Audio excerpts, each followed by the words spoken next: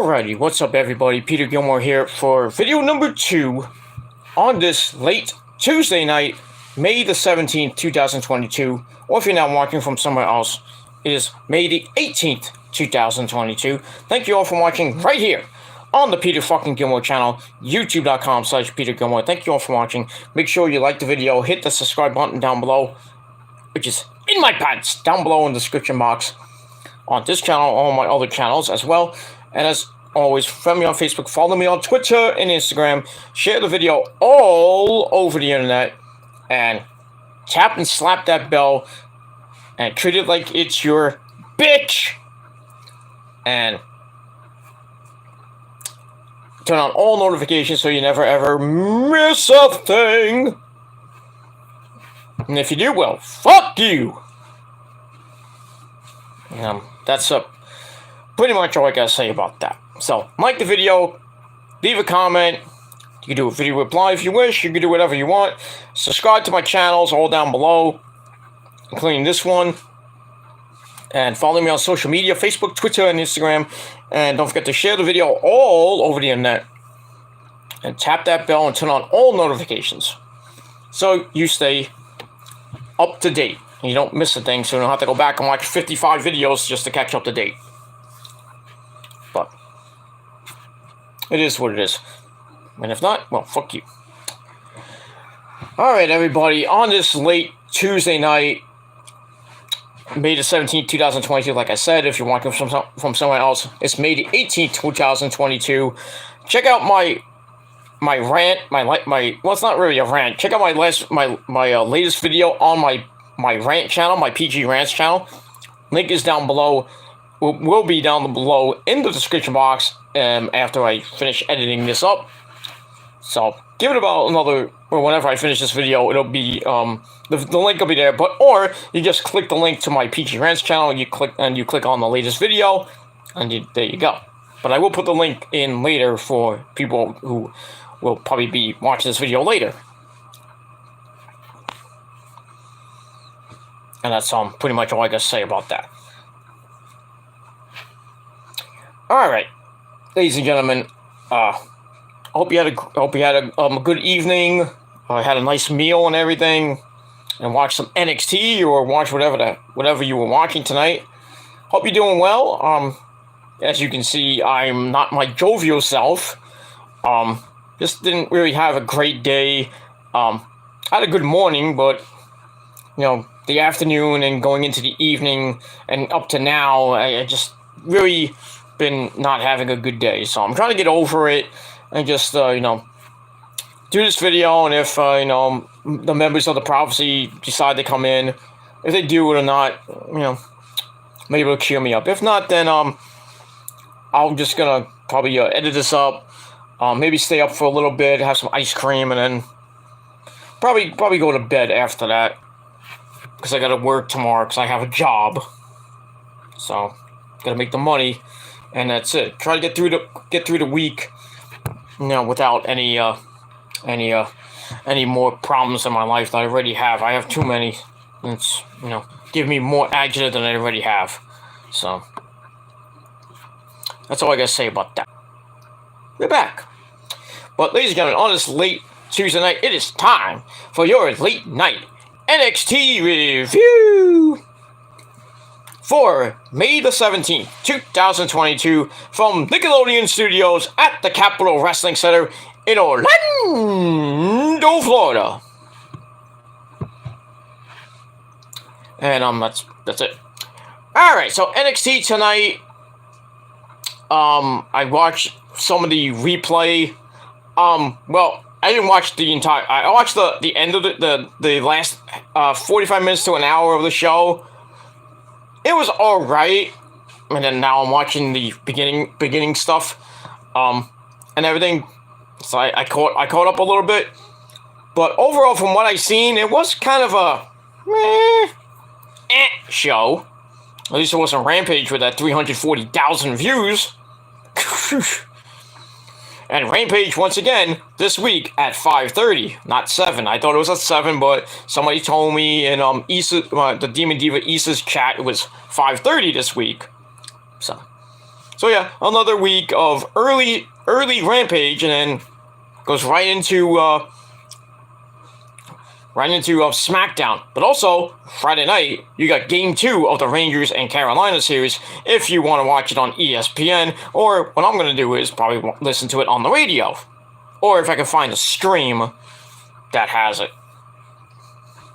And if anybody does have a stream for the Rangers game, please hit me up in the comments after the video or during this video, or hit me up sometime tomorrow on social media. That's we'll see what happens with that. I'll try to get something, hopefully something up by at least 7 o'clock on the desktop, and then I'll watch on Dynamite in between. And that's it. Then we move on from there. All right, like I said, watch my rant down below on the PG Rants channel, and that's it. All right, let's get to NXT tonight. So we're 3 weeks away from the next mega event for NXT 2.0, and that is In Your House 3. Coming your way Saturday night, January the 4th. Probably from the Capitol Wrestling Center. I haven't heard anything that we're leaving anytime soon, but they are going on tour in Florida.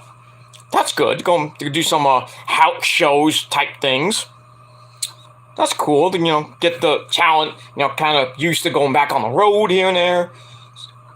So I would think by maybe SummerSlam weekend in late July, we probably could see another a takeover. The return of TakeOver. We get NXT TakeOver in Nashville, Tennessee. Yep. But it is what it is. We got the Tribal Queen. Lauren's here. After taking a little bit of time off, I, heard what happened. I send my condolences out to you, Lauren. But glad you're back. And, that's it. But that's it. All right, so we got, yeah, I would think there'll be another NXT TakeOver, probably, or another event coming up, probably on, in late July on SummerSlam weekend. They may do another Stand and Deliver, on,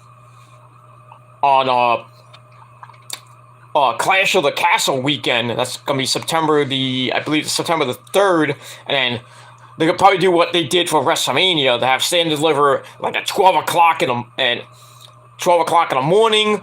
Well, it'll be 5 o'clock there, and then Clash of the Castle will be at, I would say probably 3 o'clock, because it'll be 8 p.m.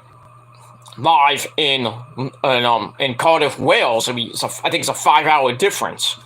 So I would think if they do Stand and Deliver and Clash of the Castle the same day, probably see NXT at 11 o'clock, because it'll be 4 o'clock UK time. What they might do, depends what they do. They might do it at 11 o'clock here or 12 o'clock Eastern time. And then after that, they'll go right into Clash of the Castle, which will be at 8 o'clock UK time. Here it will be 5 o'clock. 3 o'clock on a Saturday during Labor Day weekend. And then that Sunday, September the 4th, tentatively is All Out 4, which will probably be in Chicago, Illinois, but we don't know that yet. But we'll see. We got a long way to go before we get there. And that's it. Alright, Lauren said, meh, show, huh? Yeah, it is what it is. Lauren said, check Twitch, too? Why would I check Twitch?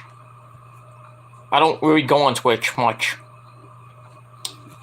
But I know Chase is supposedly doing a live show soon about Yu-Gi-Oh! I just haven't got the notification that he's live. He's supposed to be live 20 minutes ago. So I don't know if he's doing it tonight or he's doing it tomorrow, or when is he doing it at all. I don't know. But we shall see what happens from there. And that's all I gotta say about that. Alright, let's get into this review, because I want to finish this up and have some ice cream, maybe watch a movie or the rest of or I have the replay of NXT on pause after. I saw the first match, and then I saw Pretty Deadly, but I saw the rest of it. After the Pretty Deadly segment, I watched the entire thing live. So we got that. So let's get into it. Let's not waste any time. Alright, so we're at the Capitol Wrestling Center in Orlando, Florida, and as always, this week, our commentary team of Vic Joseph and my good buddy, the man who is from the UK himself, that man is Bad News Wade Barrett. Well, I'm afraid I got some bad news for you, goddess of the prophecy, you bitch. Oh, sorry, Wade Barrett just went completely off. Sorry. But yeah, he's not too happy with the wifey. And neither am I. But another story for another time. We're not gonna spill the dirty laundry right now. But let's get into this. Alright, so like I said, this was a pretty show. And starts off with the opening recap. So if you missed anything from last week, you get to see it now. And that's pretty much it. Alright, then we go to our first match of the night. We got Carmelo Hayes, the man who doesn't miss. When he shoots, he don't miss. Carmelo Hayes with his good buddy Trick Williams. They're in tag team action as they take on Solo Sikoa. Because we the ones. And his good buddy, well, his tag team partner, the North American champion, Cameron Grimes to the moon. So this came about from last week's beatdown. We get that. Before the match, Carmelo and Trick Williams cut a promo. They promised to take the North American title back at In Your House on June the 4th. And that's pretty much it. Simple and to the point. Alright, Solo Sikoa comes out, gets a big reaction from the crowd. What do you think? The Roman effect. And then Cameron comes out for a pretty sizable pop. So we start off with Cameron and Carmelo in the ring. Cameron kicks Hayes in the face to start. So kick to face. And then Sikoa drops a backsplash on Trick Williams. So the faces, in a way, his faces get control. Trick Williams is back with a jumping clothesline on Cameron. And Carmelo adds a springboard crossbody. And then is we got a double tag to bring in Trick Williams and Solo Sikoa, who gets the hot tag. Sikoa gets taken down by Trick Williams as we go to break. And we come back. Carmelo is holding Sikoa in a 1905 chinlock. That gets broken up easily. Then Sikoa gets the tag to Cameron, comes back in and cleans house. We get a double Hurricane Rana from the face team. Then we get a high crossbody to Carmelo by Cameron, but Solo Sikoa tags himself in to break up the cave-in attempt. That did not sit well with Cameron. So Sikoa drops Carmelo, and then Cameron comes in and hits the cave-in on Trick Williams, which sets up the Superfly splash by Solo Sikoa. 1, 2, 3. Solo Sikoa and Cameron Grimes get the win in just about 10 minutes. It was 9:59, but just about 10 minutes. So, there you go. And that was that. So, I gave the match 3 out of 5 stars. Wasn't anything to write home about, but just a setup for Carmelo and Cameron at In Your House for the North American title, and the winner gets Solo Sikoa right after that.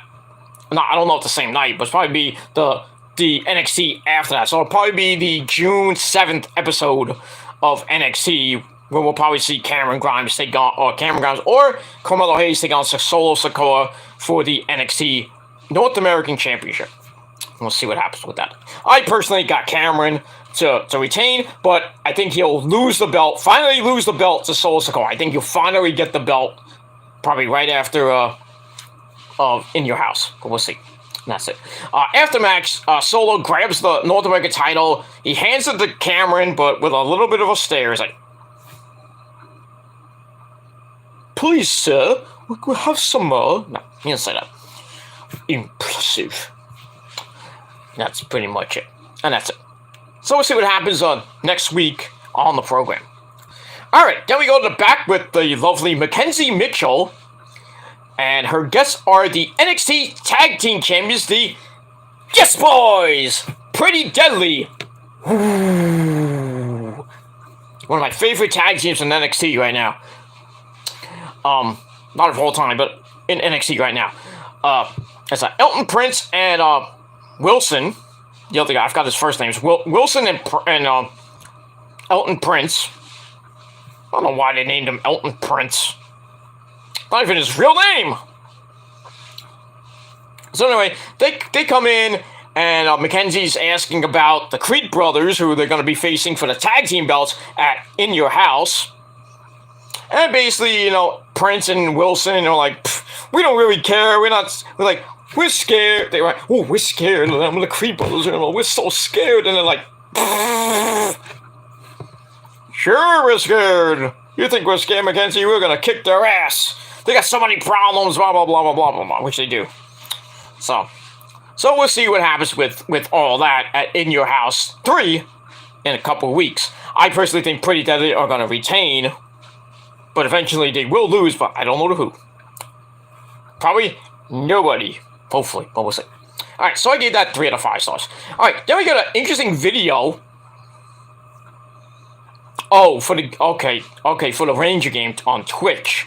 Alright, I'll try to check Twitch out if my internet connection allows me to go on Twitch, and that's that. I can also listen to it on the radio, so I can, I'd like to see it on on MSG, on YouTube. I can't. YouTube won't have it.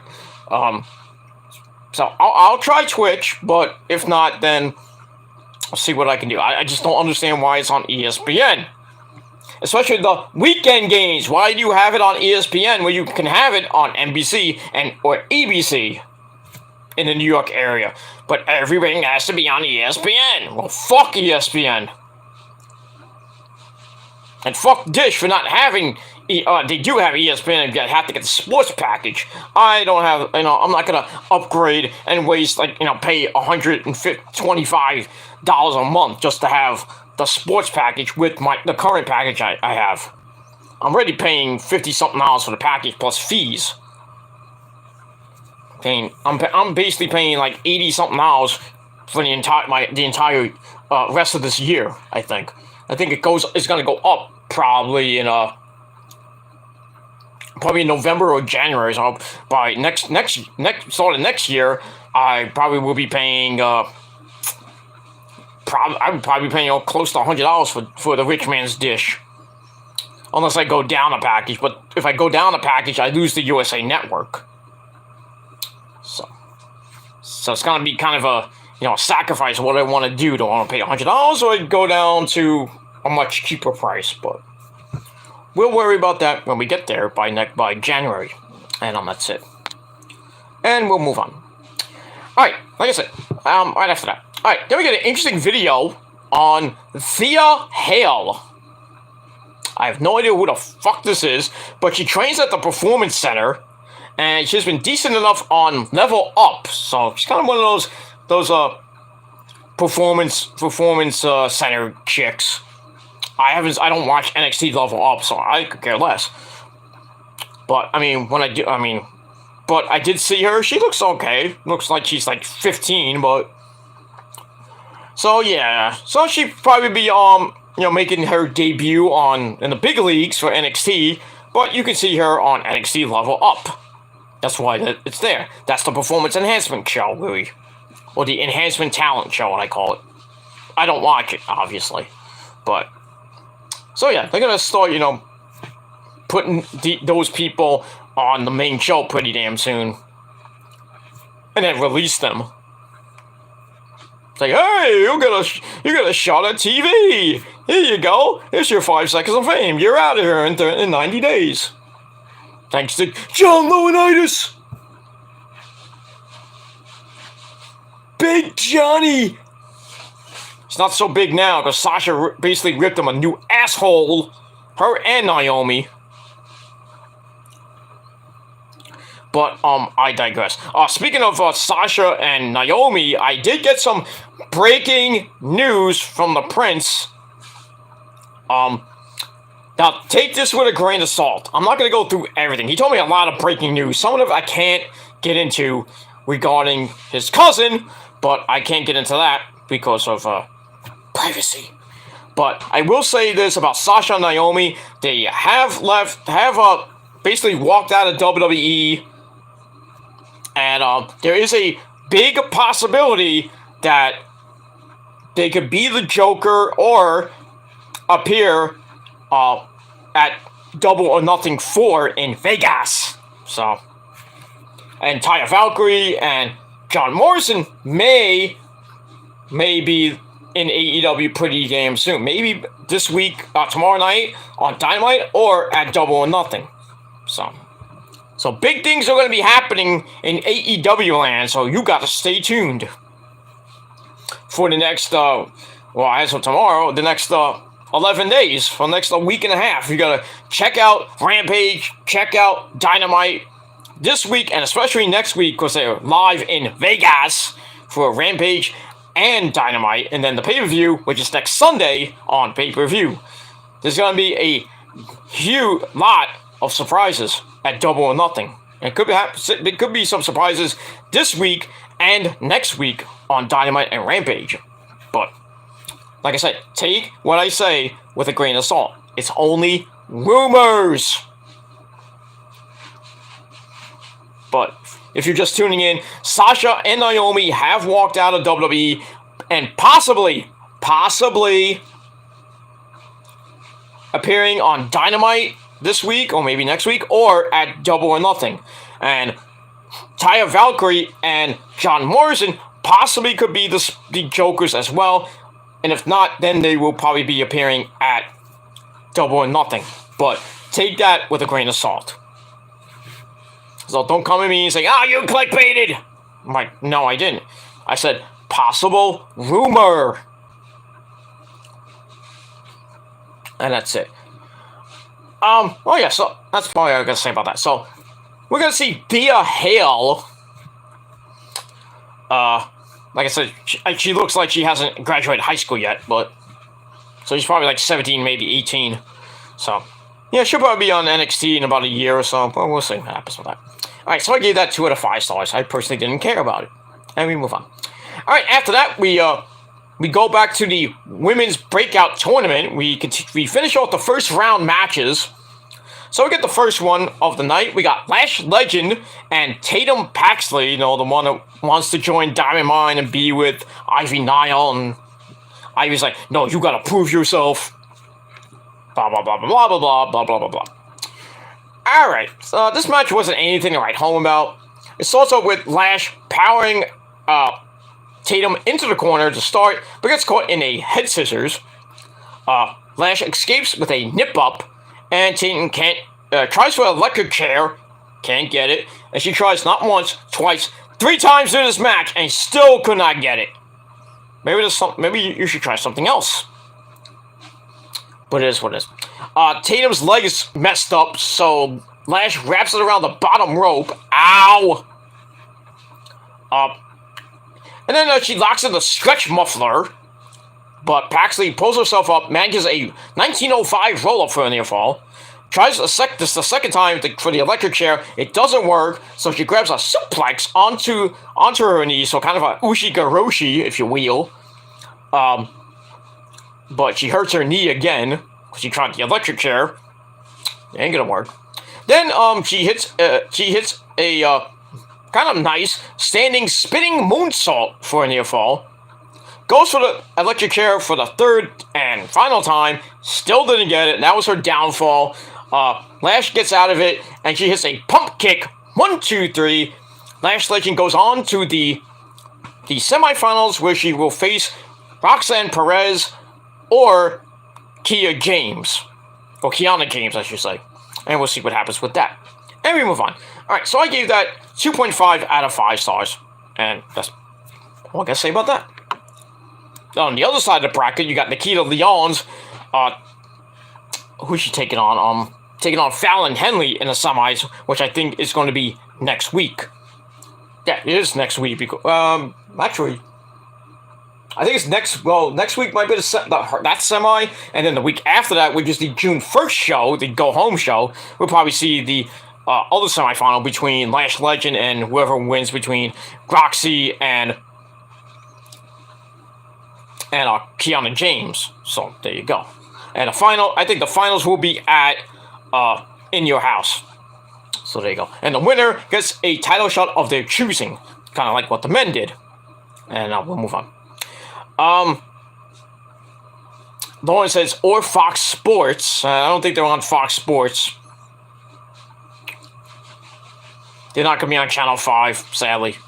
Or FS1 or FS2 or anything like that. I don't get those channels either. I got Fox, but I don't get FS1.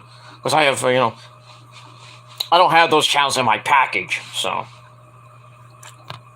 I don't have a Fire Stick or a Roku that I can watch it on, so I have to fire up the old desktop and try to go on a wild goose chase to find some Ranger games. But it is what it is. But thank you for your advice. But it is what. All right, after that match, we go to, hey, get in here, my cousin. Hey, how you doing, Paisan? Not like that, but hey, my cousin, get in here. My cousin Paisan, Tony D'Angelo, get in here, Paisan. Tony D'Angelo's here with Stacks and two dimes, his buddies. Tony D'Angelo, just remember, he gets you a pizza for $2. That's it. So Tony and his crew, they're ready for the Gallo Fantasma tonight. Tony will be facing off against Santos Escobar in the main event. So it's the Spanish Cartel against the Italian Mafia. And can only imagine who wins. And I will say this. I'm pissed. I'm pissed. And that's all I can say about that. Alright, then we find out from commentary that, like I said before, NXT is returning to live touring in Florida this summer. Which is great to hear. As some of the wrestlers need to, get out of the CWC or the Performance Center, test the waters of, maybe they'll go to Jacksonville, maybe they'll go to Destin, Florida, or Tampa, maybe Miami. They'll be going somewhere in that general area, or the Orlando, Southern Florida area, maybe the Northern area, who knows. But looks like NXT is going to go back on tour, which is great. And like I said, we may be getting NXT TakeOver Nashville, or they'll go to the UK. That should be fun. NXT. How about they do Stand and Deliver NXT 2.0 versus NXT UK? That would be awesome. I would love that. Hey, you say my name, but Mike. I just said NXT UK versus NXT would be awesome. You just get ready for your match with the Prince on May 29th in the cage, and that's it. Alright? No physicality until then. Okay? Okay, Gilmore, just keep him away from me, because I'm gonna put him through a freaking table.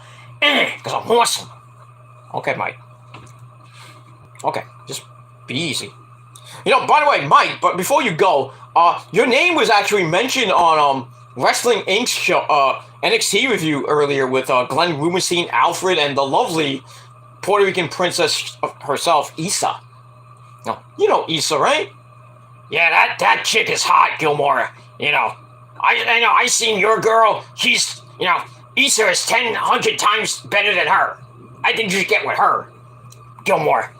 Give her, you can give her a Gilmore cutter, if you know what I mean. Because you're awesome, Gilmore. Yeah, I know, but I don't want to disrespect Issa like that. She is the Puerto Rican princess. She's one hot piece of ish, if you know what I mean. But, I think she's kind of out of my league. And plus, I don't want to, mess with the goddess, so I can't really, touch the merchandise, if you will, there, Mike. And you can't either, because you're dead. And plus, she has her husbands. Anyway, she has Roman and Bad Bunny, so you really couldn't do anything either. What do you mean? I'm awesome. She could get with me, and if she gets out of line, I'd put her through a flaming table. No, you won't, because I have to come and kick your ass. That's one of my good friends, so leave her alone. No, just be nice and just give her a compliment. Say that she's very nice.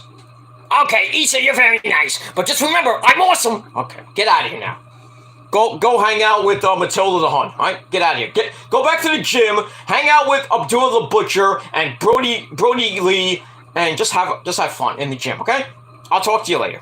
Okay, you have a good show, Gilmore. Bye, fans. Bye, Nick. Wherever you are, you bastard. Okay, get out of here. Go to the gym. Anyway, we move on from there. All right, so yeah, Mike Awesome was actually freaking he was actually talked about on Wrestling Inc.'s NXT review earlier tonight by Glenn Rubenstein and Issa, the Demon Diva, and Alfred. So that was kind of cool. They were saying that he was he had the body for the WWE, but they just put him in ECW because he was hardcore because of the FMW days. And that's pretty much it. All right, we move on. All right, so NXT is returning to live touring in Florida this summer. That's good. And we move on. All right, then we go to the back where we see Duke Hudson, or former Persia Parada's boyfriend, Duke Hudson. Oh, I'm sorry, I can't call her Persia Parada. We're going to call her Stephanie. Hi, Steph. Not that Steph, but, her name is Stephanie, but as you all know, I love Stephanie McMahon. Hi, Steph. But her name is Steph, so I can say hi, Steph, too. But when I say hi, Steph, it's to Stephanie McMahon. But to you, Persia Parada Stephanie, you get hi, Steph. There you go. Alright, so Duke Hudson is in the back talking about how he took some time off. I guess from the breakup with Persia, I don't know. And then Braun Breaker just comes walking right by, and he goes, "Hit my music!" So he kind of interrupts Duke Hudson's promo. So I gave that 2.25 out of 5 stars. So we're going to hear from the champ in just a sec. Alright, so after that, we go to the ring. The champ, Braun Breaker, is in the ring for a chat. He talks about how Joe Gacy let them in a field and now wants him to join. Actually,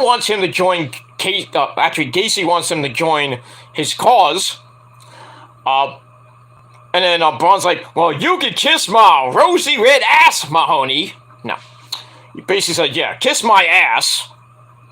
Though he didn't say ass, but well, he kind of did, but it was. Alright, then Gacy and his druids come out. Those two guys, we don't know who the fuck they are. Maybe we'll find out In Your House. Or maybe before then, who knows. So Breaker says, "I don't trust you." And then Gacy says, "Well, the people want to see me versus you, too, at one-on-one at In Your House." So Breaker's like, "That's fine. That's fine by me. You're on for our rematch." But Gacy's like, "Well, alright, we'll have our match, but we're gonna raise the stakes a little bit." Okay, we got a stipulation. So he says it should be Breaker destroying him, Breaker destroying Gacy and hurting him every way that he can. But that gives Gacy an idea. If you beat me to if you get disqualified because you don't listen to the referee, you lose your title.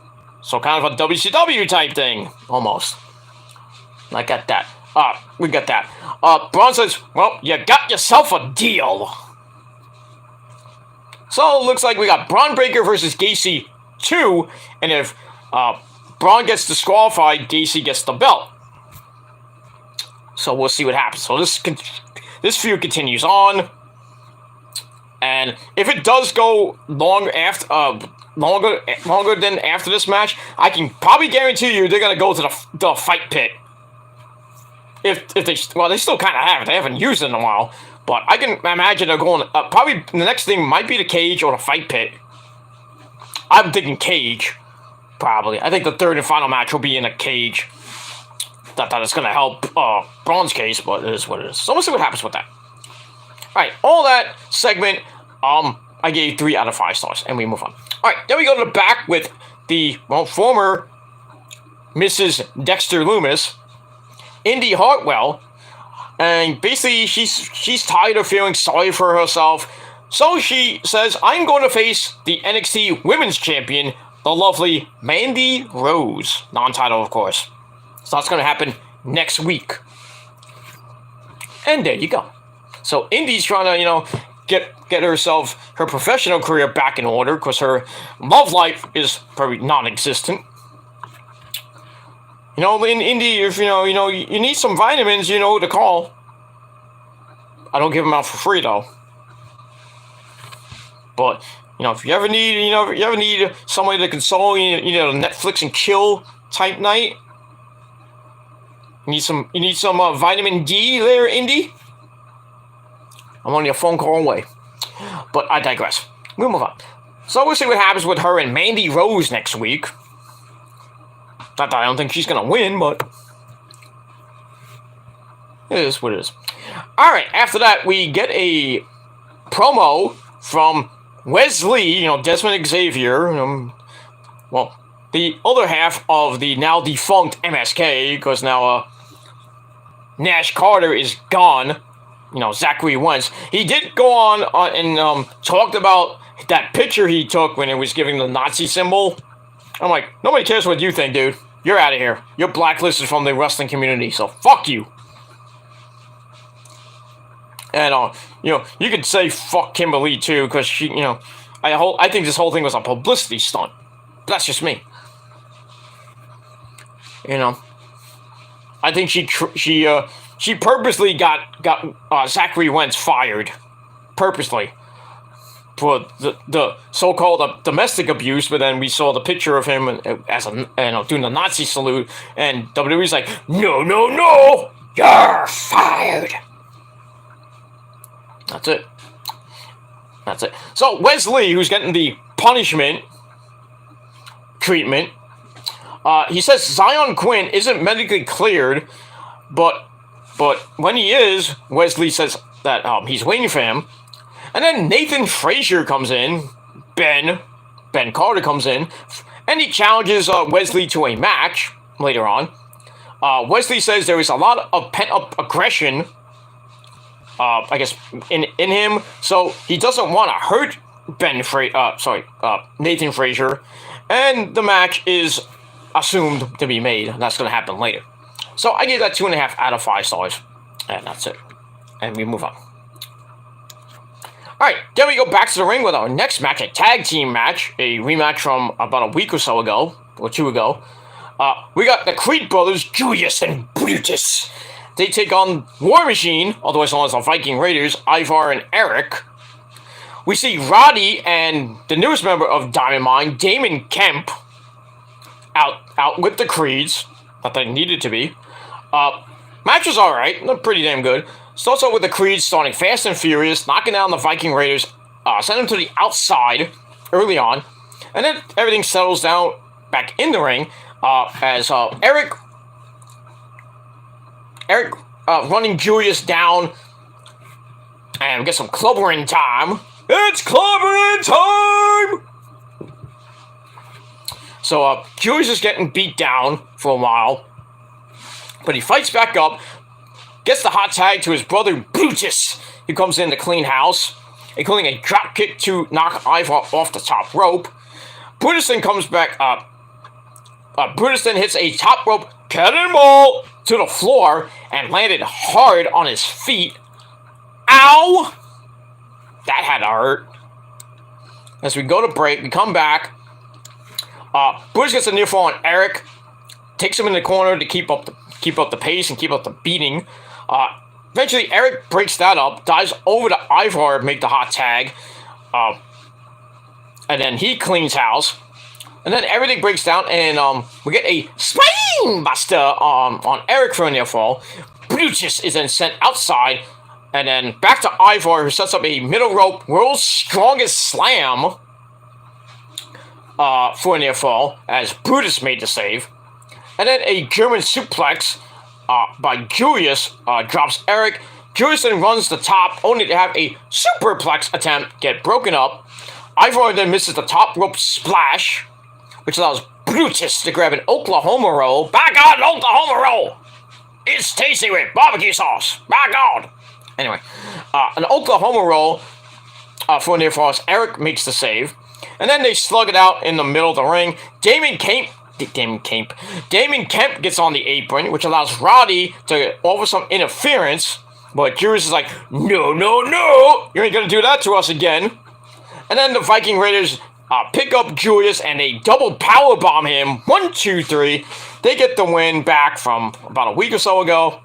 And the match lasted 13 minutes. And that's pretty much it. So it was a pretty decent match. I gave it 3.25 out of 5 stars. And that's pretty much it. And then afterwards, the Creeds are pissed off at Roddy and Damon Kemp, and it looks like they're just about ready to split up. And you hate to see that. So, I just don't understand why Roddy is the leader of Diamond Mine. They could have got somebody else to be like the Malcolm Bivens type character, the manager of Diamond Mine, but they just said, "Hey, Roddy, we can't let you leave yet, but we're gonna make you the manager of Diamond Mine until you get sick of it." And Roddy's like, "Okay, I'll do anything for you, Vince, except suck your dick,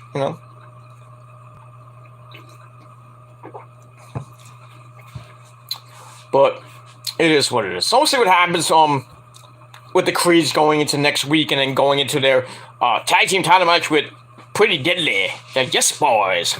Ooh. I love that tag team. They are great. They kind of remind me of Miz, not Miz Morrison. Well, a little bit of Miz and Morrison, and a little bit of Eminem. A little bit, not too much, but they kind of remind me of like an '80s tag team, like a glam '80s tag team, like I would say the Rock and Roll Express, but they're not glam, but I can't really kind of compare them to an '80s tag team. That's off the top of my head. If you can, let me know. But I would say maybe the Rock and Roll Express, maybe the Midnight Express. So I kind of have that, that vibe. That's what I get. I get like a Midnight Express type vibe. I would say the American Males, but they don't have the body for the American Males. Scotty, Buff Bagwell, and Scotty Riggs and everything. American males, American males, dead, dead, dead, dead, American males, American males. Before Buff was the stuff, and the girls just can't get enough. He stole it from me because Gilly is the stuff that you just can't get enough. I'm the stuff and the trolls can't get enough. But it is what it is. I digress. Alright, so we move on from there. So it looks like the Diamond is about to split up, which sucks. That's it. Alright, then we go see Legado del Fantasma. They're all ready for Tony D'Angelo and company. So we're going to see that in the main event. Look at that. Alright, then we see Tiffany Stratton, Boogie Hogan. Daddy's favorite girl. Daddy, I need my credit card. I gotta go to Beverly Hills and waste your credit card again. Daddy, can you warm up the car? Grace is coming over.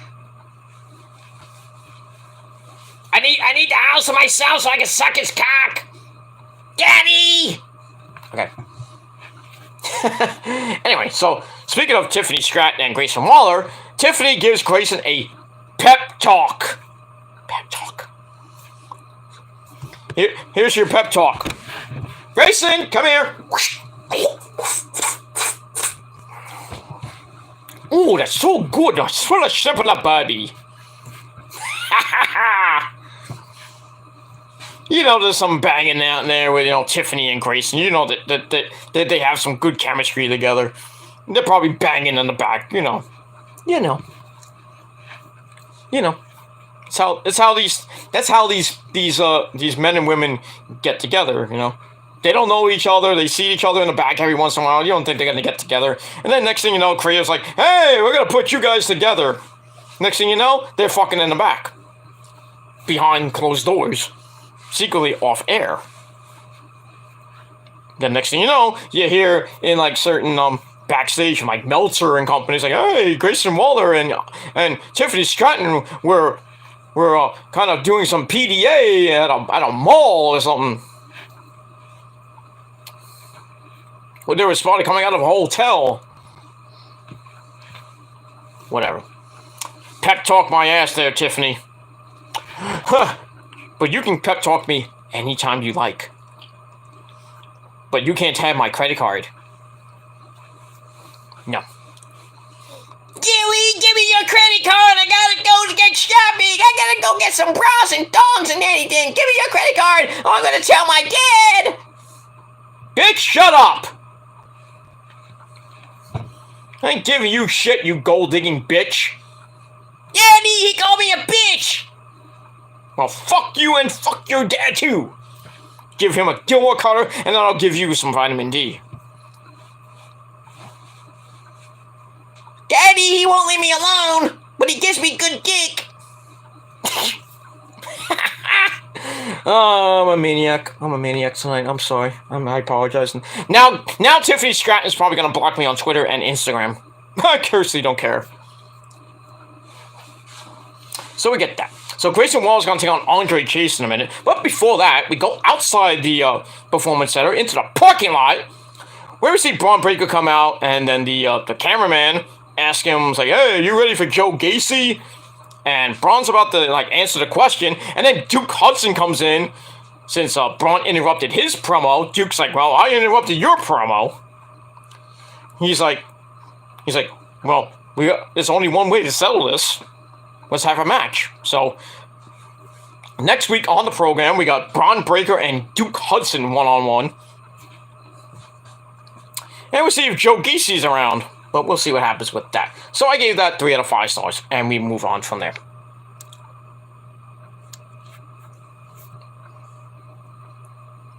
That's it. Alright. Then we go to Grayson Waller and Andre Chase. Grayson Waller. Oh, I did it! Okay, sorry. I had to do it Eric Lima on that one. Big ups to Eric Lima and everything. And Brandon Martin and J-Man, the Rant and Rave podcast, this Thursday at 8 p.m. on the Brandon Martin channel. So, subscribe! And tell him Peter Gilmore sent you. That's it. Alright, so we got Grayson Waller and Andre Chase. The star pupil, Bodie Howard, is there with the rest of Chase U. Match was feather match. So it's also with Waller pounding away. Chase comes back with a neck breaker, circa 1905. That earns him a big boot, and then Waller gets in some right hands, which does not sit well with Saray, who is in her schoolgirl gimmick. And she's holding the Chase U flag. Blah blah blah blah blah blah. Waller tries for a suplex. I think he hit it. Then he has a sidekick. For a near fall. Chase then catapults Grayson into the corner. Then we get the spelling of Chase U. C-H-A-S-E-U.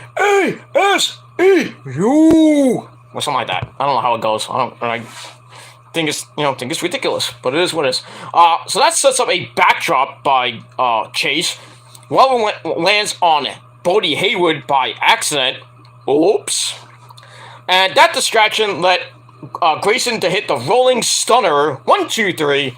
Grayson Waller picks up the victory. And he kind of gets some revenge from last week when Saray and Andre beat him and Tiffany in a mixed tag team match thanks to Bodie Howard and that fucking air horn. Yeah, so we'll see what happens with all that. So, time to match 4:14. You can almost make a wish, but you can't. It has to be 4:44. But still, match was alright. Gave it 2.5 out of 5 stars. And that's pretty much it. Alright, then we get to my favorite part of the night. Toxic Attraction. In the back, Gigi Dolan, JC Jane, and that hot smoking piece of ish. Mandy Rose, well, all three are nice hot pieces of ish. Put me in a fatal 4-way in my bedroom when I wouldn't come out. I still win. But I digress. Anyway, they don't think much of Caden Carter and Katana Chance. That's Casey Catanzaro for you dumb people at home, and Indy Hartwell have been talking about them. So they're like, why do they keep talking about us? We're Toxic Attraction. We've been running things for 8 months. Stuff like that. We're the best faction in NXT. Well, women's faction. Not of all time, because you know what that is, the Undisputed Era. Want to fight me for it? Let's go. Anyway, they promise revenge on all 3 of those women. So we'll see what happens with that. So I gave that 3 out of 5 stars. Alright, then we go to the Diamond Mine gym, where we see the entire Diamond Mine. They're arguing. The Creed Brothers are arguing with Roddy. Damon Kemp's trying to stop them, to kind of no avail. And that just leads to the Creed Brothers walking away. No, not like Sasha and Naomi. It could, you never know. Then Roddy tells Damon to deal with it. So he leaves, and with him gone, Pretty Deadly come in and say that the Creeds aren't winning in your house no matter what. And then Roddy's like, oh, why don't you how about me and Damon come in and face you? And then they're like, ooh, we're out of here. We're gonna leave now. So we'll see what happens with that situation. But yeah, the eventual breakup of Diamond Mine's about to happen in about 2 weeks. So the Creed Brothers are gonna go their way. And I don't know where Ivy Nile's going to fit into all this. I think she's just going to go back to NXT UK and destroy the NXT UK women's roster. And I guess Roddy and Damon Kemp are going to be a tag team until Roddy actually gets released or just leaves. Maybe he should go into John Laurinaitis' office or Bruce Pritchard in the Capitol Wrestling Center saying, hey, fuck this. Take off the Diamond Mine jacket thrown in fucking Laurinaitis' face. It's like, fuck you.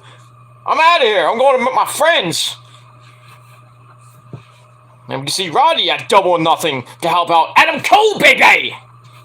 Win the Owen Hart tournament. Could happen. You never know. You never know in this wacky world of wrestling. But we'll see what happens with that. And we move on. Alright, so I gave that, like I said, 3 out of 5 stars.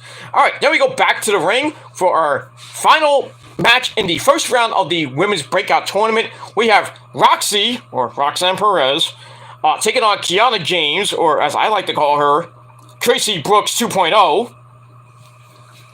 She's basically doing kind of like an accountant type gimmick. It's like, oh, I got all these numbers and stuff like that. I'm like, okay, you're not Miss Brooks, first of all. You're not Tracy Brooks either. Or Miss Tessmacher. And you're definitely not Stacy Keibler. I mean, you might be sort of good looking, but you're doing a really bad job of trying to emulate that gimmick. But I digress. Match was like a 5-minute fest.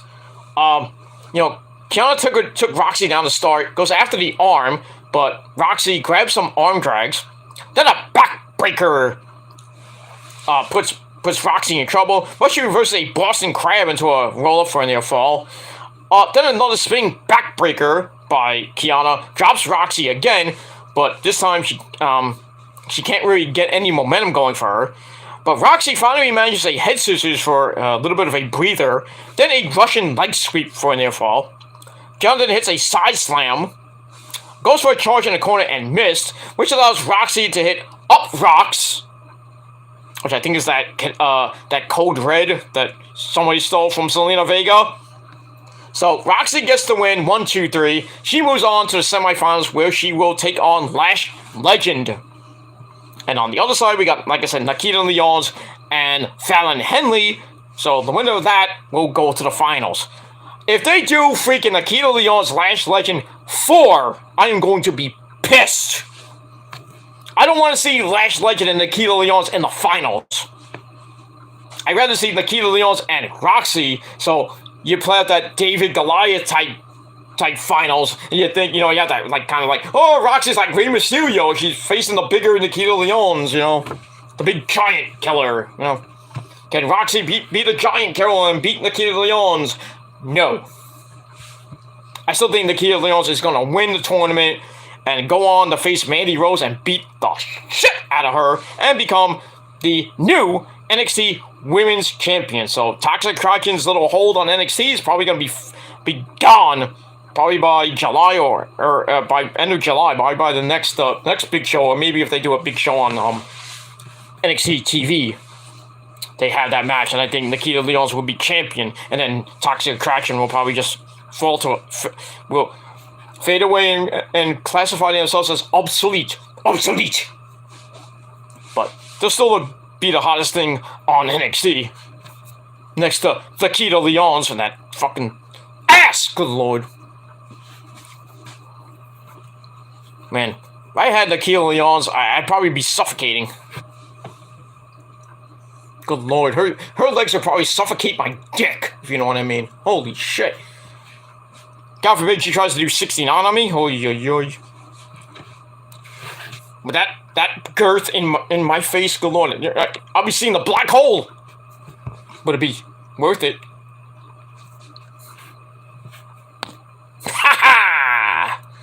I'm an animal. I'm an animal. It is what it is. Savage animal. It just slips off the tongue. Okay there, Ted Nugent. Uncle Ted! How about this? How about Uncle Ted Nugent and Donald Trump as running mates? I don't know if Uncle Ted is a Trump supporter. I think he is. But imagine that as a running team. Ted Nugent as vice president and freaking Donald Trump back as president. You think Ted Nugent would take anything from like idiots like Putin? He'll just take a shotgun, go to freaking Russia and say, "Hey, Putin, bang!" It is what it is. Anyway, notice Putin on TV lately? His leg is twitching. I wonder why. Because I think he's seriously ill. There have been rumors that Vladimir Putin has cancer. So, might be the early stages of cancer, who knows. But, not looking so good there, Putin. But I digress. Alright, then we go to the back, we have Malik Blade, the Jobber Express tag team. Malik Blade and Idris Enofe, they're kind of mocking Tony D'Angelo and Santos Escobar's war, the little feud. I think it was Malik Blade was dressed up as Tony, and Idris Enofe was dressed up as a really bad Santos Escobar, doing the like, "Oh, Santos Escobar," "Hey, Tony D'Angelo," I was like, shut these guys up already, please. But anyway, they do some mocking and blah blah blah, and then Stacks and 10 Dimes come in, Trey Donovan and I forgot the other guy's name. They come in, and it's like, "Hey, what are you guys doing? What are you fucking doing? You're mocking us? How about you try to do that next week in a match against us?" And Idris and Malik are like, "Hey, now you're speaking our language." So there you go. So they leave. It's like, and then I think it was Malik Blade's like, "Get out of here, Mama Luke." Good thing they didn't hear that, because if that was me, I would have came back and slapped the shit out of that motherfucker. It's like, "What'd you say to me, motherfucker?" Psh. Slap the taste out of your mouth, motherfucker. I would say something else, but I don't want to get criticized for it, so I'm going to keep that to myself. Alright, so we got, I think it's the tag team debut of Stacks and 10 Dimes, or 2 Dimes, whatever his name is. So Trey Donovan's NXT debut's coming up next week. That should be happy. That should make Lauren happy. Make me happy too. Move on. Alright, so I give that 2.25 out of 5 stars. Alright, after that we go to Cora Jade. Actually, it's Roxanne Perez and Mackenzie Mitchell. Mackenzie's congratulating Roxy on her win, and then Cora Jade comes in and is like, "Oh, this is my friend. I helped her get into NXT." That may or may not be true. I don't know about that. But anyway, Cora Jade comes in and congratulates her best friend, Roxanne Perez, on her win. And then the lovely, hot, vivacious Puerto Ricana herself. Ooh, she's so sexy. Caliente. Elektra Lopez comes in. And she's like, "Well, while you two are celebrating, I'm going to beat the shit out of Alba Fire next week." So, that should be interesting. And then she leaves. She says a couple other things, then she leaves. And then Cora Jade and Roxy are not impressed. we are not impressed. Not impressed. And that's pretty much it. So, that's pretty much it. So, we got some good matches next week. Albert Fire and Elektra Lopez. We got, the debut of Tony's little boys, Trey Donovan and the other guy, Stacks and 10 Dimes, or 2 Dimes, whatever the fuck his name is, taking on Malik Blade and Aegis Anofe. And then we got Braun Breaker and Duke Hudson. Should be a pretty interesting show next week on NXT TV. So, check it out. Alright, so I gave that 2.5 out of 5 stars. Then we go back to the arena, the Capitol Wrestling Center, for our next match. Wesley and Nathan Frazier. This looked like it was going to be a pretty damn good high-flying match. And it kind of was, but the ending, I saw coming a mile away. So they start up with a feeling out process, not like that. Then they go to a early standoff, and then Frazier misses the threat of a super kick, gets sent to the apron. Wesley knocks him to the floor. Then they switch places again and again. Frazier then hits a big time suicide dive that the fans loved. They go back in. Wesley grabs a German suplex for a near fall. He goes up top. Frazier catches him on top. A superplex attempt is countered into a cross-body for a near fall. And then they're both for 2 and a double down. Then they get up. They hit stereo cross-bodies for another double down. And the fans are like, "This is great. This is awesome." Kind of was the start, but then the finish came after they got their breather. But they were trying to get the breather, then Von Wagner and Robbie E come out. So Von Wagner comes in and kicks Nathan Frazier right in the face, causes a disqualification.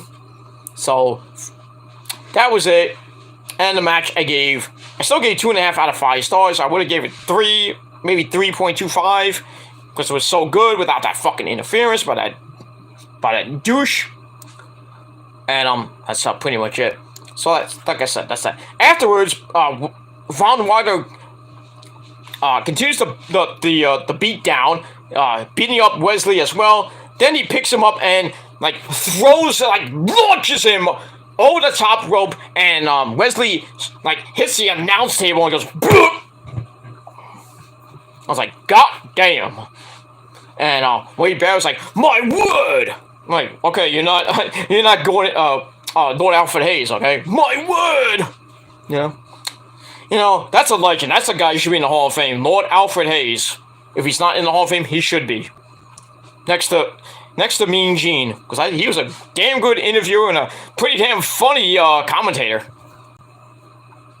I remember him. He used to do, I don't know, it was Wrestling Spotlight. Because I don't think he was never on Raw back in the 80s, because Raw wasn't around. But he used to do Spotlight a lot. I think he did Superstars of Wrestling a couple of times.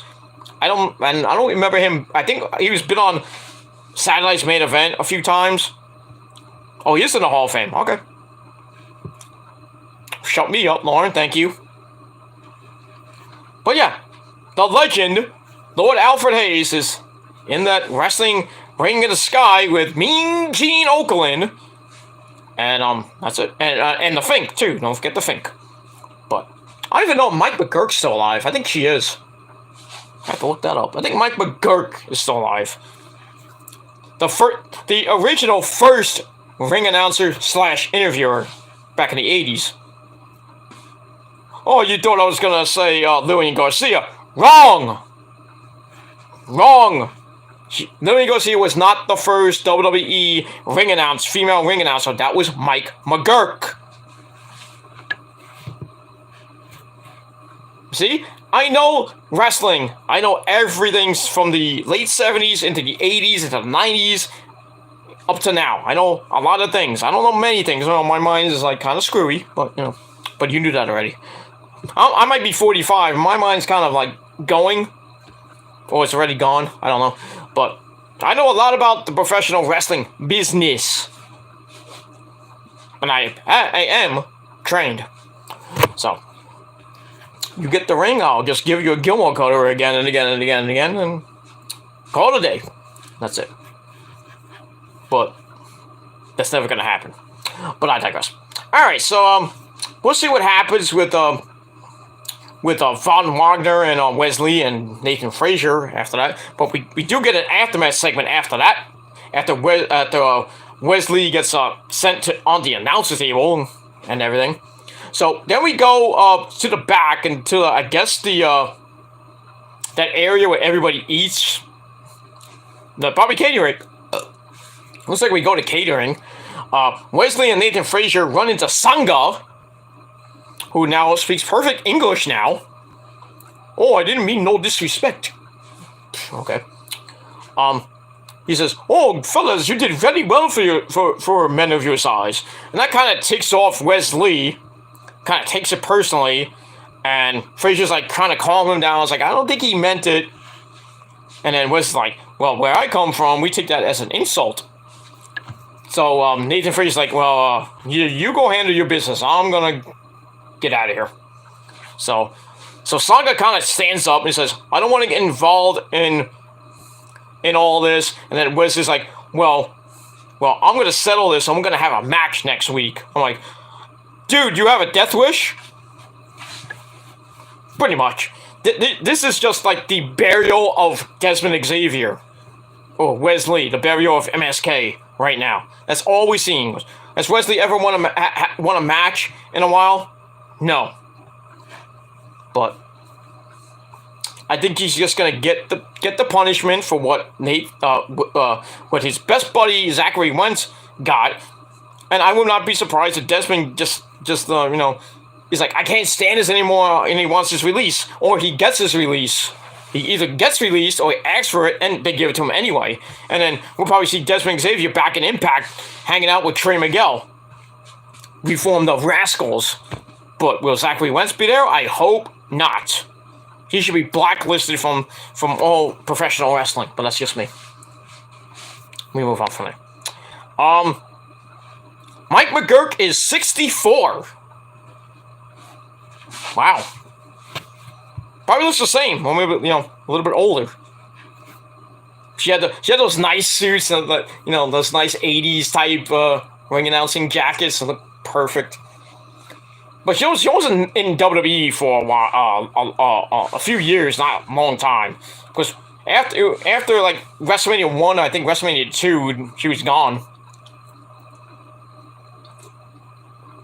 Which kind of sucked, and then I don't even know what she did after she left the WWF.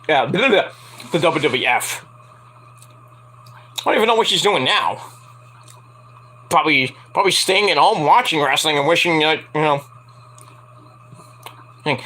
used to do that back in 1984 when I was 20 years old, but now I'm 64, sonny. But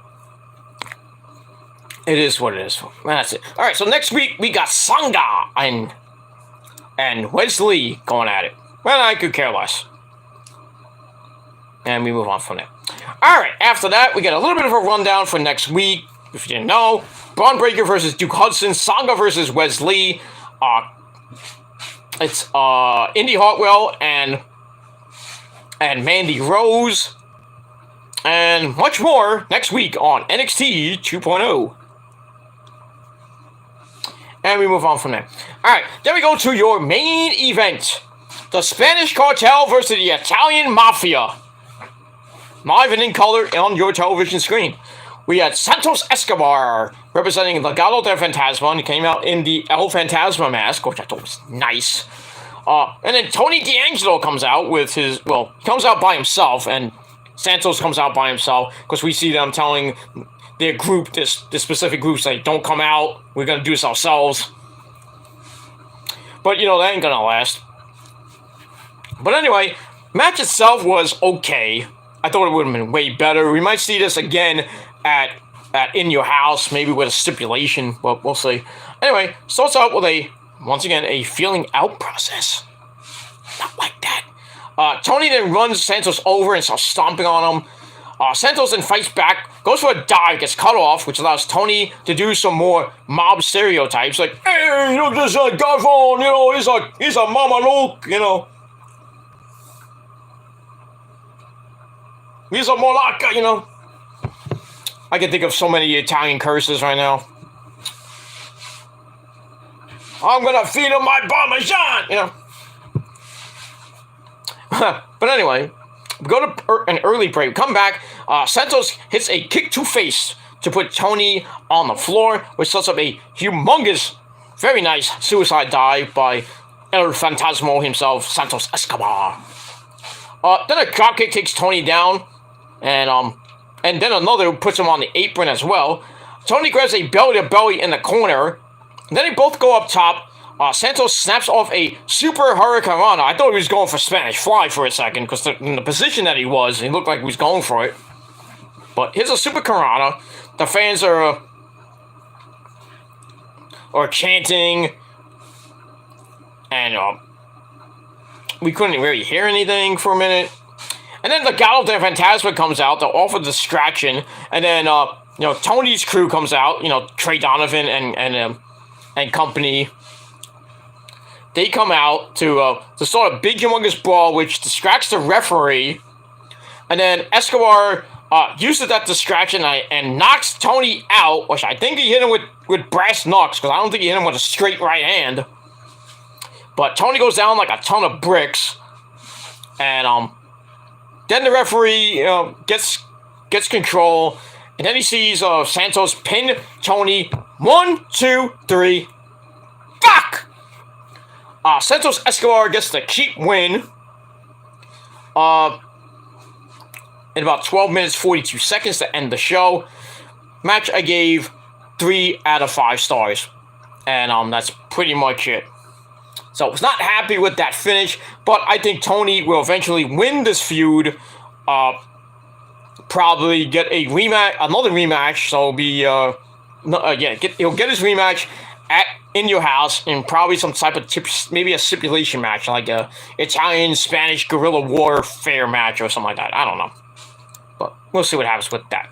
So, we thought that ends NXT, but then we see Joe Gacy and his minions, his little druids, talks about how Bron Breakker's lack of control will cost him the NXT title, and which would then allow Gacy to control the brand, the entire brand, and the world. Then he starts laughing, and then, we see a back shot from the drone, and then they pull up, and then we see Gacy go, one of those things like you see in a music video. The drone keeps going up and up and up, and then we see Gacy's laughing face continue on. Creepy to end the show. So they were on a very high building, probably somewhere in Orlando, Florida.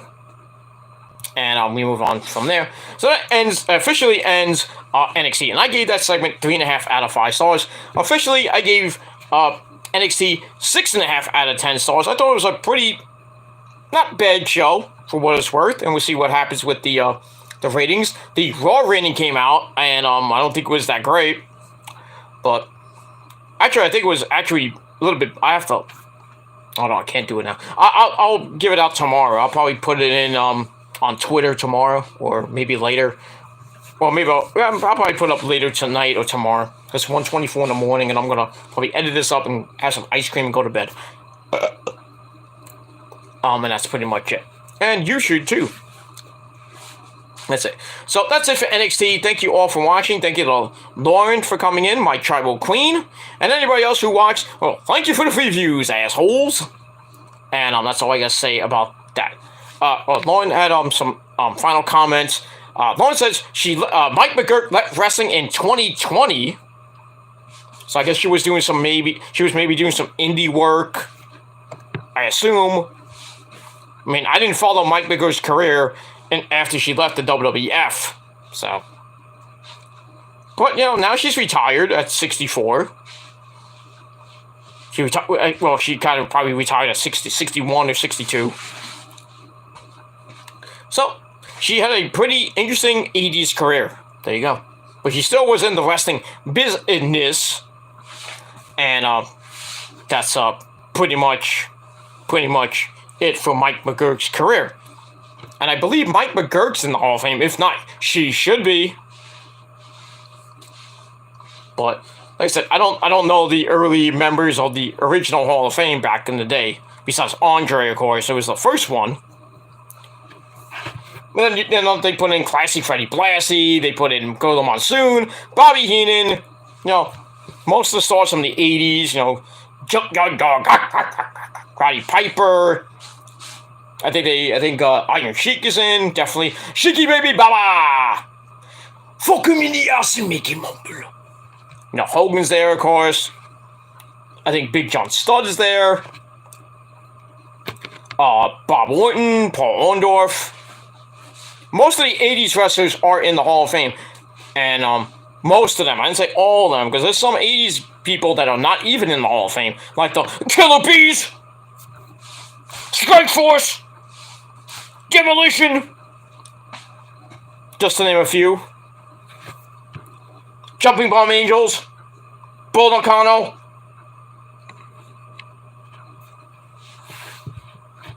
Just to name a few. Genghis Khan. Outback Jack. They do have Iron Mike Sharp, I think, in there. But if not, he should be in there too. Ah! And a man who really should be in, and he got Bret Hart's approval, his stamp of approval. That man is the man who the first original jobber himself, Barry Horowitz. You know, he should go in, and another guy who should go in is my good friend and yours, Barry. Oh. There you go. Put Outback Jack in there too, dude. Tiny kangaroo down, swat. Tiny kangaroo down.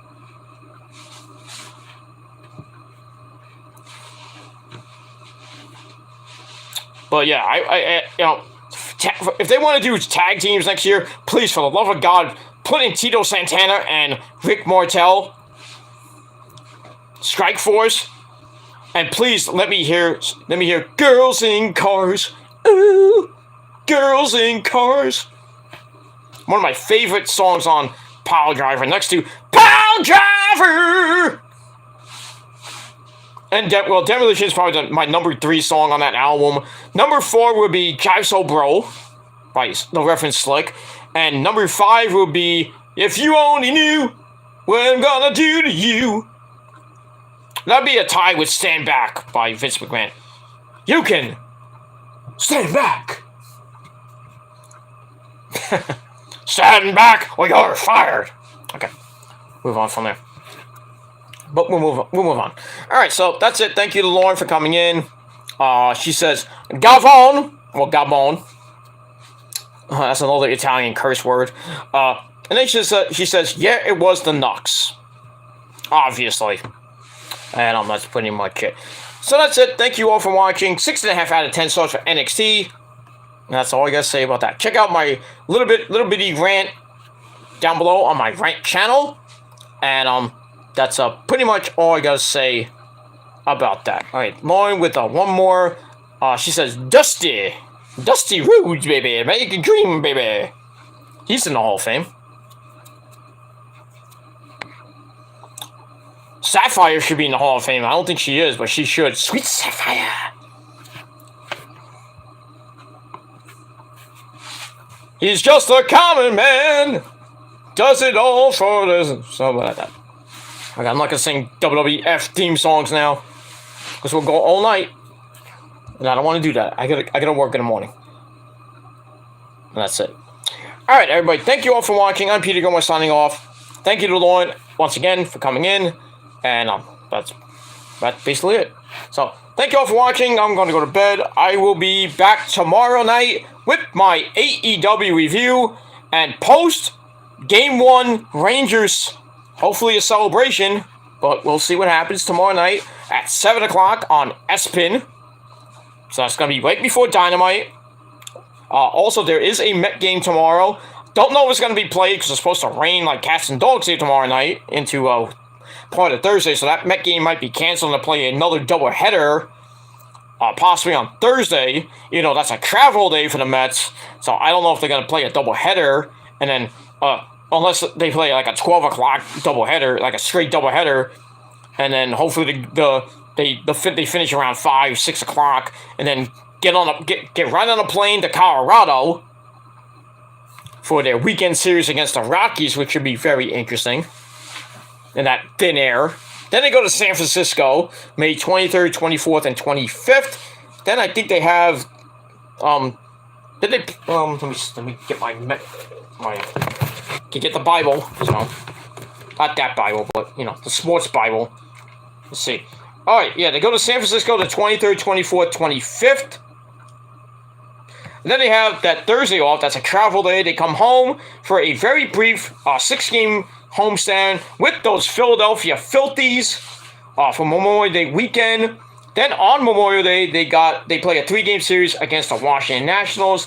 The 30th, 31st, and June 1st. Then they have a humongous big series. 10-game road West Coast trip. Beginning June 2nd, 4 games against the Dodgers.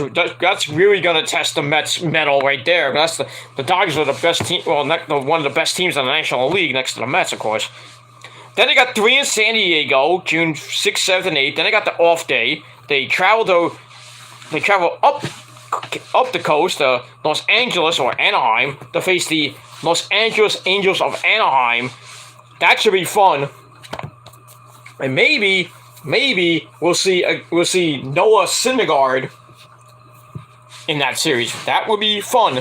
And I can only imagine the Met fans who live in Los Angeles, they're going to give Noah Syndergaard a mouthful. Not like that. But it is what it is. You talked your shit there, Thor, and what happened? 2/3 of an inning, 6 goddamn runs. Next time, shut your fucking mouth, you traitor. Fuck you, man. That's all I gotta say about that. Alright, so that's it, everybody. Thank you for watching.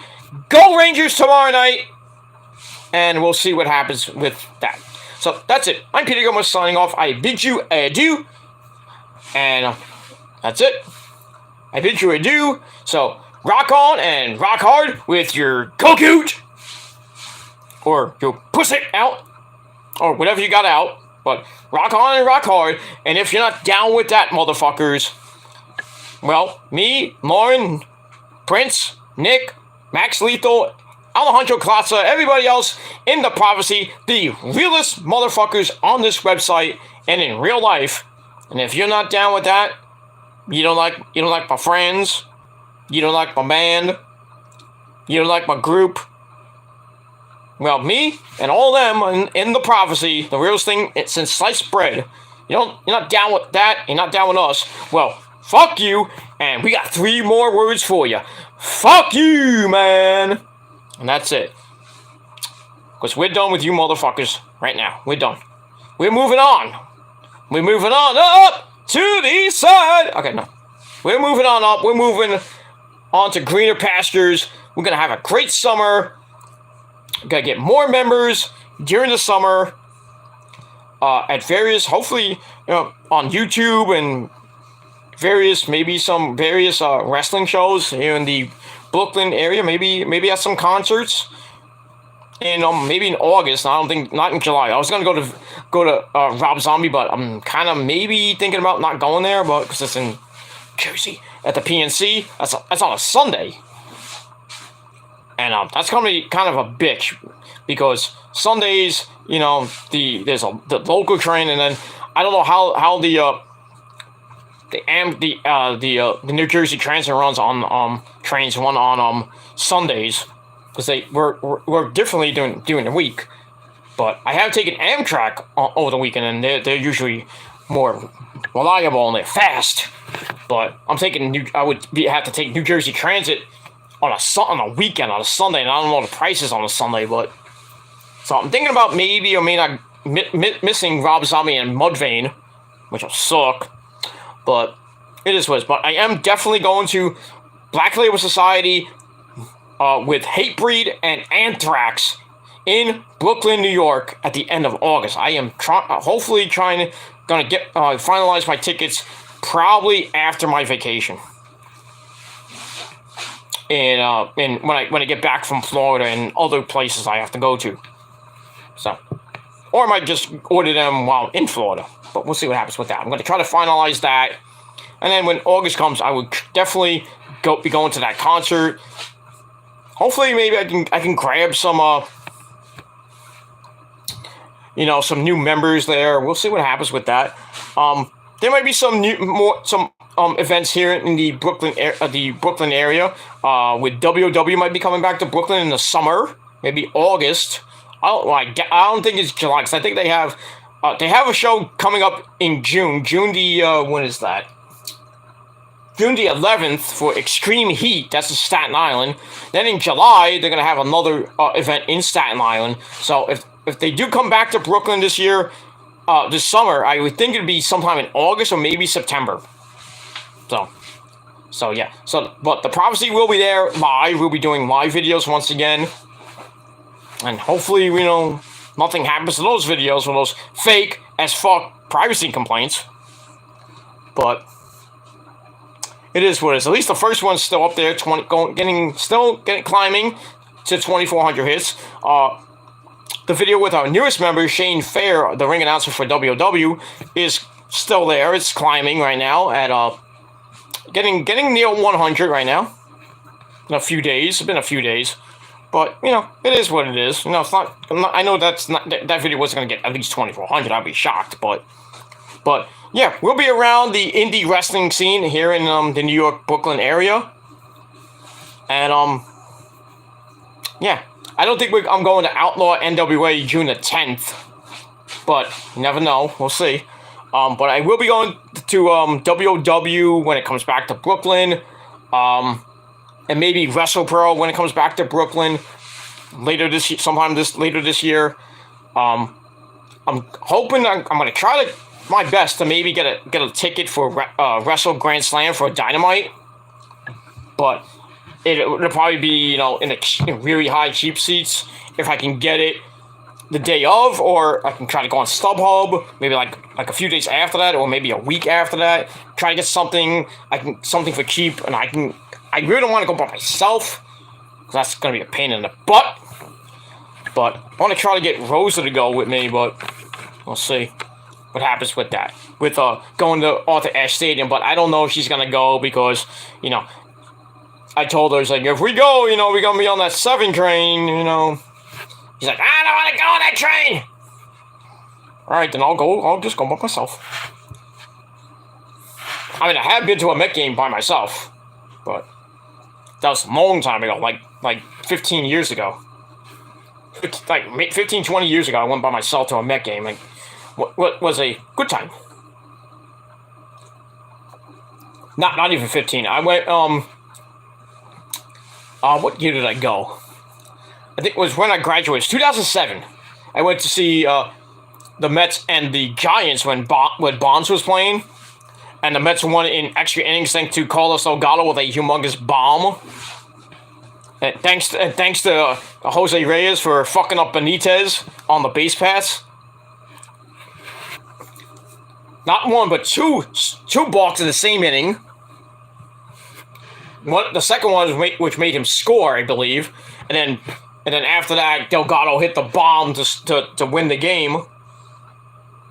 And that was it. And then me and my ex, Ashley Marie, who I took to the game, because the day before my actual graduation from Brooklyn College and everything, she had a ball. We left, and the fans were going, "Let's go, Mets! Let's go, Mets!" We get on the 7 train. We had to wait like 5 trains, but eventually we got on the train, and then we cut that little video. We had a small little video camera that Ashley Marie brought, because we did the original TTM TV episode, which is not, I don't even think it's there anymore. I can't even get into my original MySpace, Kenny! MySpace, are you kidding me? I can't even get into my old MySpace account. Which sucks, because I have a lot of, I had that actual, the intro, and all that on MySpace, but I can't get into my MySpace account, which sucks. So I would just try to download it, put it to the computer, and upload it for you guys. So I say, hey, remember this? But sadly, I cannot, which sucks. But she had a great time and everything. Her first Met game, and we had a ball. So that was the last. That's the The first time I went by myself. Then the next time I went to a job fair where they had a job fair at Shea Stadium. They were playing the Cardinals. I think that was 2006, before the whole thing when the Mets went to the NLCS against the Cardinals, and the ever popular catch game. Game 7 of the NLCS when Andy Chavez saved the day, and the Mets should have won that game, went to the World Series, and probably would have won that, but sadly they did not. But yeah, I went to a job fair there, and they gave us free tickets, and well, I think we had to pay for food, obviously, but we sat in the bleachers, and I almost caught a home run by I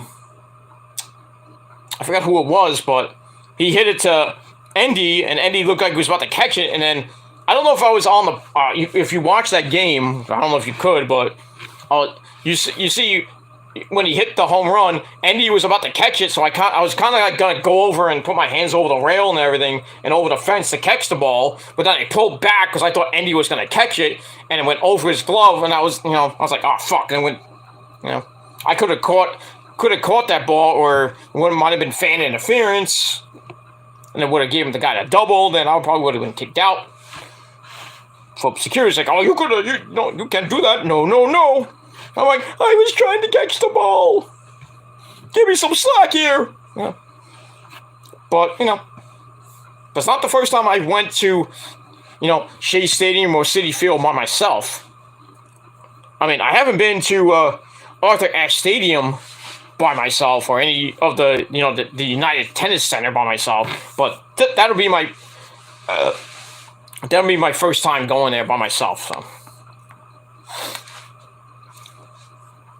So that should be fun. I have to get there, would have to get there early because of the meet and greet and everything, and then waiting on that line to get in, and then getting into the actual arena, and then I have to watch I have to watch if they tape Darker Elevation beforehand, or they tape Rampage from 7 to 8, then watch a live Dynamite from 8 to 10, and then I have to leave the fucking place, or they tape Rampage at 10, which I think they will be doing. Probably they tape Rampage from 10 to 11, so I won't be out of that place till probably 11:15, close to 11:30. Then I have to walk all the way to the train. I have to wait for 6 trains to just get on the train to take that to 42nd Street, Times Square. Then I have to get off 42nd Street, go up, and then take the train back to my area. But I would have to get off at a different stop and get a Uber to go home. That's going to be a pain in the ass. By the time I come back, it'll probably be between 1 and maybe 2 o'clock. And I got work the next day. Unless I take the next day off, but we'll see what happens with that. But that's all I got to say about that. Alright, we're going to get out of here. So, thank you all for watching. I'm Peter Gomez signing off. One more comment from Lauren that I didn't see. She says, Nick Bockwinkel, a legend in the NWA and the AWA as well. So he's in the Hall of Fame, I know that. And that's pretty much it. Alright, go to sleep, everybody. I'm Peter Gilmore signing off. Peace out, rock on, rock hard with your cock out. If you're not down with that, with the prophecy, we got 3 words for you. Fuck you, man. And until next time, peace.